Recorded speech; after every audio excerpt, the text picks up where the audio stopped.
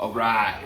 So, welcome to the first long-form hot takes MMA video. I think eventually we'll want to segue and work our way into live streaming the fights, kind of providing our own commentary. But for now, as this channel that just started today, we are going to make YouTube shorts, work our way up to the watch hours and subscribers that are needed to live stream. And then, maybe transition into something like a podcast, but that's going to take time. What we want to do right now is take 10 minutes or so and recap the fight night that happened tonight.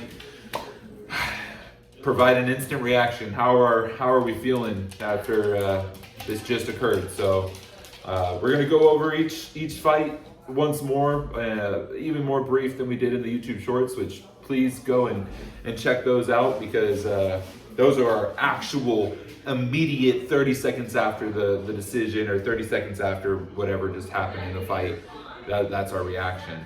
Overall though, my opinion of the fight card is that, once again, I think that the UFC events, the pay-per-view events, are being outshined by some of these fight nights. We've had some fantastic fight nights over the last couple of weeks. That's not to say that I'm mad, disappointed, or upset in any type of way with what we just watched.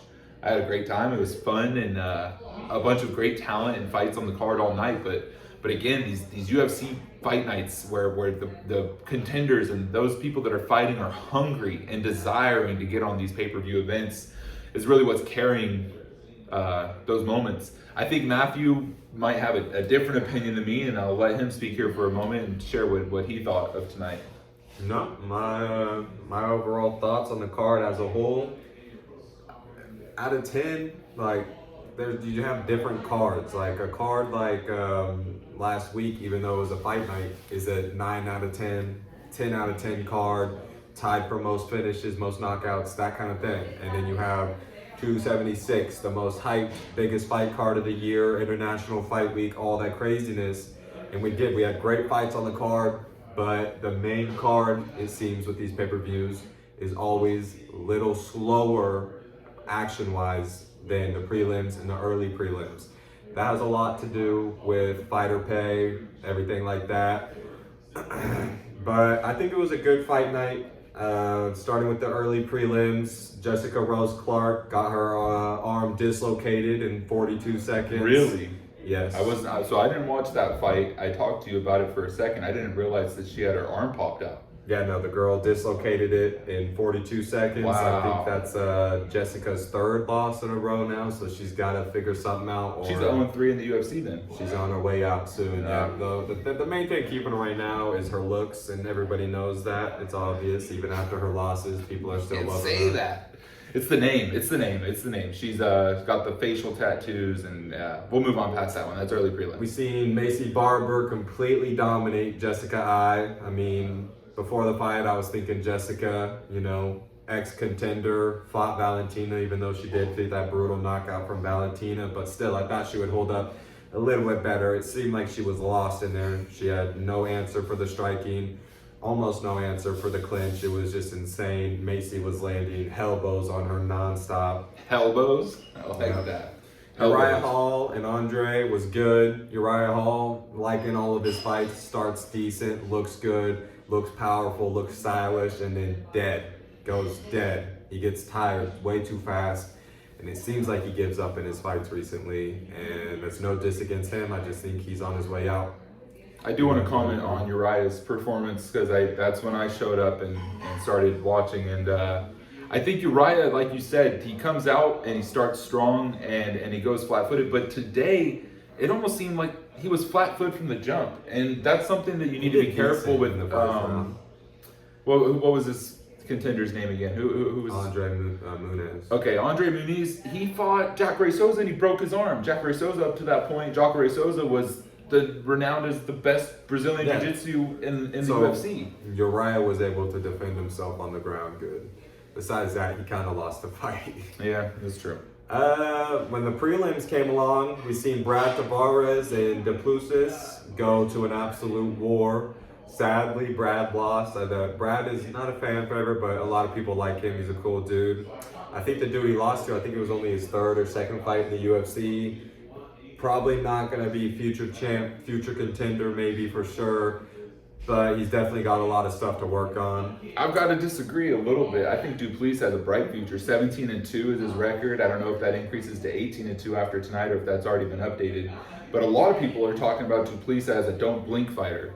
You come in and he puts on this show where you're on the edge of your seat and your eyes are peeled back with tape and you don't want to miss what's going on. So that could work out in his favor where he rises to the top really quick and takes that contendership, or it could work out and get him up there fast. Or the other way. Yeah, that's probably going to be even worse if he gets up there fast. It's going to be worse for him. He's not going to be able to stand with these top 185ers. What do you see Brad in his Tavares. performances that makes you say that? He took a lot of damage in this fight with Brad Tavares, and Brad Tavares is a middleweight who is, no disrespect, on his way out. He's done. He's got a couple more fights and he's done. Duplessis should be coming in and knocking out or finishing him quickly and showing that he's coming for the belt. After that, we had welterweight with Ian Gary and Gabe Green. I had Ian going into this fight. He had Gabe. I did. It was a great fight. Ian Gary did make it look a little easy. He got rocked one time by a solid overhand from Gabe Green. Besides that, he was able to control good kicks on the outside, good straight, fast punches in the middle, good combinations, and he's able to keep Gabe Green back with that knee up the middle, even though it was a little risky. So I'm a doubter of Ian Gary. I think that he's trying too hard to be like Conor and ride his coattail instead of carve his own path, and I'm somewhat biased in that sense, and I chose to be a hater, and I'll own that. I will own that. He performed tonight. He did great tonight. He came out, he did what he needed to do. He kept the shorter fighter at bay. Honestly, performance of the night might go to Ian Gary. I think that he really looked the sharpest. Of all the fights we saw tonight, I see the brightest, most dominant future for him. Yeah.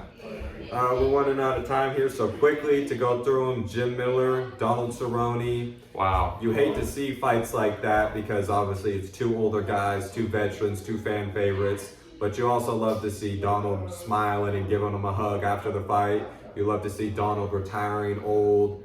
You don't love to see that. Not beat up though. He's not beat up. That's the thing. He's not going to go and lose two more fights or lose another fight and get knocked out. He got submitted and he was not getting beat up in this fight. He looked good. And he's got a bright future in acting as well. We see Cowboy, he won't be hurting for money or hurting for anything at all. He's got a lot going on in his life. It looks like he's super happy with his family. So best of luck to you, Cowboy. I know you'll never ever see this video, but maybe one day. Keep it quick like the fight. Brad Riddell and Jalen Turner. I'm disappointed with Brad. He got rocked early and submitted instantly after getting rocked. But I am very, very happy with Jalen Turner's performance, and I'm excited to see him in the future. Brad Riddell had that fight with Fiziov, and a lot of people were saying that's a #1 contendership fight. Ended up not being, because we see Rafael Fiziov is fighting Rafael dos Anjos. And Jalen Turner, man. Jalen Turner's sharp. He fights often. He fights like an absolute stud. I don't know where his 5 losses stem from, but every time I've seen him fight, he puts on a show. Yeah, he does. Moving to the main card, we had the opener with Sean O'Malley and Pedro Munoz.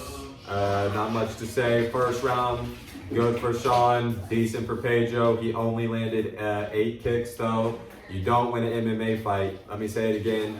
MMA, this is not kicking, this isn't boxing, this isn't kickboxing, this isn't wrestling, this isn't jiu-jitsu. It's MMA, it's everything. You don't win an MMA fight by throwing 8 kicks and landing 8 kicks, or landing kicks only, not 8 kicks, but 8 minutes in, he had only landed kicks and maybe one jab. No, you look at the strike count, he had 0, none, Then that's 0 even significant worse. strikes. And to talk about the stoppage, Pedro Munoz gave up on that. He was looking for a way out. He told the doctor, not the ref, he told the doctor he had been poked twice in the eyes, not the ref. Yep. He's looking for O'Malley to get disqualified, and everybody arguing in the comments saying, you guys don't know what it feels like to get poked in your eyes.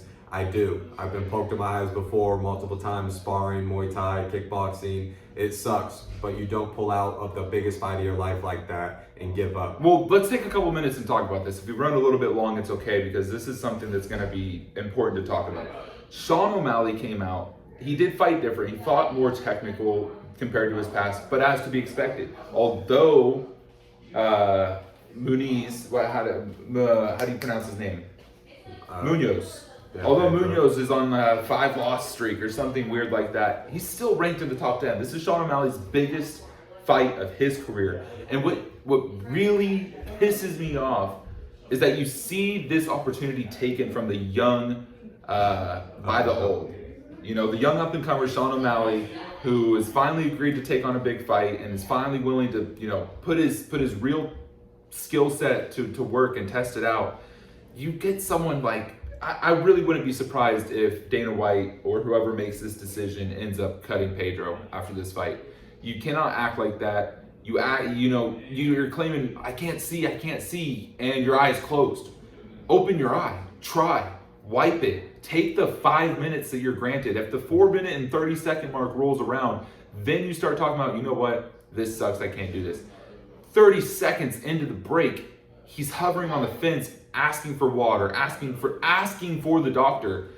And I don't even think it was a minute into the break before he said, I can't see anything, and they stopped the fight. And as a fighter, you keep your mouth shut unless you're going to say, I could see. And look at the eye poke. He posts on him with his fingers straight up. Barely touched his eye. And his eye was closed. His eye was closed. He didn't scratch the eyeball. He didn't put excessive pressure on the eye. I'm extremely disappointed. I think as a professional, you have lost the majority of the community's respect. Just a quick background. I love the sport. Been watching it for 3-4 some odd years now. I did it for 3 months. And Matthew, on the other hand, if you want to tell them what your background is. Nah, I do it too. That's all. He does it too. He's practicing and working his way into that future. And we're just huge fans. We're a part of the community. We want to make reactions and share our experiences coming from a community standpoint. So just know that. Yeah. After that, we did have Robbie Lawler versus Brian Barberena. Performance of the night. Not performance of the night. Yeah, fight of the night. Okay, thank you. It was a great fight. Robbie looked good. A little slow. I would like to see him throw a little bit more. I know that he's older and all that, but he looked great. He was rocking that dude. The power difference was clear. Barberena was on skates a couple times in there and not looking too good. It was a great fight. Good to see Robbie like that. Good to see that Robbie's not done. And good to see Brian Barberena making his way through the welterweight division. I hope maybe he puts in a little bit more work with his physical attributes and he could be a contender possibly. Yeah, keep it quick. Robbie Lawler looked amazing. He came out there, put on a real show. Barberena's got a real chin. I couldn't believe the shots he was eating. I feel like I was watching Nick Diaz, Robbie Lawler Part 2 again. How it should have gone. Yeah, how it should have gone, exactly. So, I mean, great performance. I really enjoyed that fight. Probably my favorite fight of the night. Yeah. Right after that, we had the Sean Strickland and Alex Pieta fight. Bink! I was saying it before the fight. I thought Sean was going to get his ass knocked out. I think Sean is a mediocre fighter. Bad skills, not the greatest kickboxer. I think him saying he could stand and bang with any of those kickboxers from Glory or anything like that is a very bad thing to say, and we seen why tonight. He got put out cold on his ass, and he looked ridiculous. Yeah, I didn't realize he said that, and reality is, he's got statistically the worst kick defense in the entire UFC. Well, statistically, he has the best defense overall in the UFC. But not kicks. Overall. So it doesn't really matter. But no, tonight he had no But defense. a kickboxer like Pieta. He was cross-checking all of the kicks, which is what you don't do. Alexander. Sean Strickland got slept. Yeah, bad.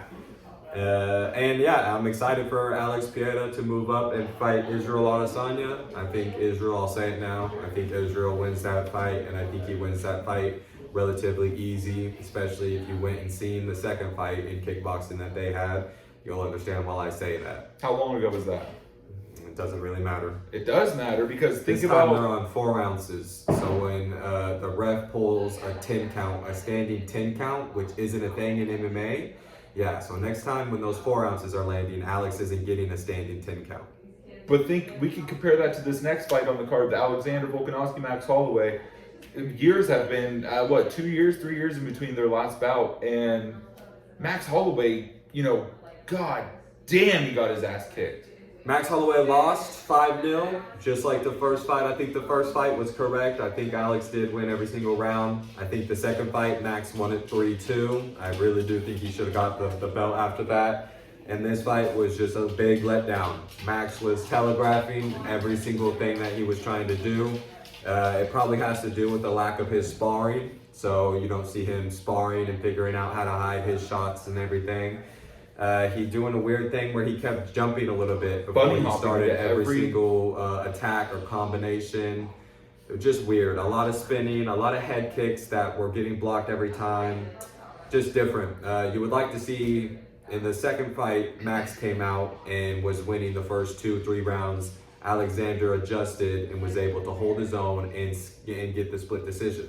You would like to see something like that from Max, but he did not do it tonight. His game plan from round 1 to round 5 was the same, even though he was losing. Yeah, but what game plan? That's my question. Did it seem like Max was lost in there? I think Max wasn't ready for Alex's power. He wasn't ready for the speed. Max, if you watch the press conferences, was extremely confident. And I don't think that was necessarily fabricated or fake confidence. He's got to be confident in himself. But God, he's the taller fighter. Do you think you said Volkanovski had the longer reach though? Yeah. Well, still, as the taller fighter, you really want to put that height to use, and you see Max hunched over, crouching, and just really showing a lack of discipline when it came to a game plan.